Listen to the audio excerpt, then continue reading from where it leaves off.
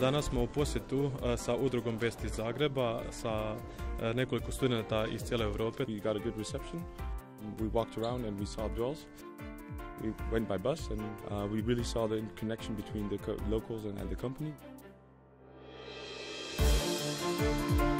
Mislim da INA radi jako puno kako bi uklopila ljude u lokalnu zajednicu. We got to explain about the CO2 technology. It was really good that they put in the CO2 and to get the oil out easier.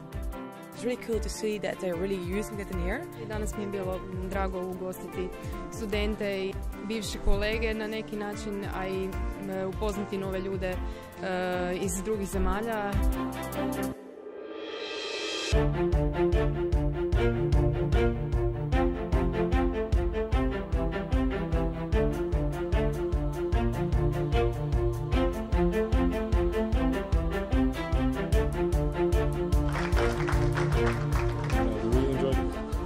Thank you, Ina.